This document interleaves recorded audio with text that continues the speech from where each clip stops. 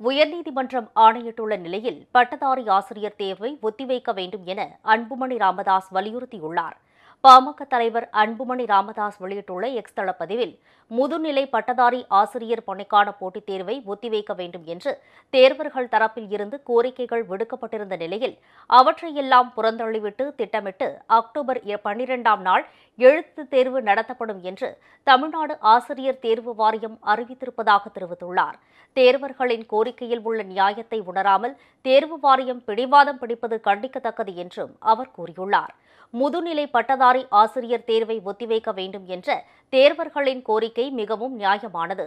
அத்தேர்வுக்கான பாடத்திட்டத்தில் மாற்றங்கள் செய்யப்பட்டிருப்பதால் அத்தேர்வை தாங்கள் எதிர்கொள்வதற்கு தயாராக கூடுதல் கால அவகாசம் தேவைப்படுவதாக கூறித்தான் தேர்வை ஒத்திவைக்க வேண்டும் என்று தேர்வர்கள் கோரிக்கை விடுத்திருந்தனர்.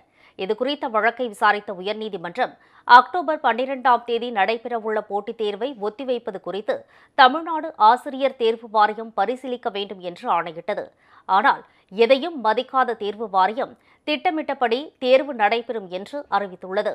ஆசிரியர் தேர்வு வாரியம் அறிவிக்கும் எந்த போட்டித் தேர்வும் குறித்த தேதியில் நடைபெறுவதில்லை. ஆசிரியர் தகுதி தேர்வுகளும் கல்லூரி உதவி பேராசிரியர் பணிக்கு தகுதி பெறுவதற்கான மாநில தகுதி தேர்வும் பல மாதங்கள் தாமதமாகத்தான் நடத்தப்பட்டன. கல்லூரி உதவி பேராசிரியர்கள் 4000 பேரை தேர்ந்தெடுப்பதற்கான தேர்வு ஒத்திவைக்கப்பட்டு ஓராண்டுக்கு மேலாகியும் இதுவரை நடத்தப்படவில்லை.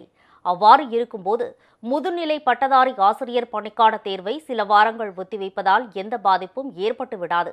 எனவே தேர்வர்களின் நலனை கருத்தில் கொண்டு வரும் 12ஆம் தேதி நடைபெறவுள்ள போட்டித் தேர்வை குறைந்தது 1 மாதத்திற்கு ஒத்திவைக்க வேண்டும் என அன்புமணி ராமதாஸ் வலியுறுத்தியுள்ளார்.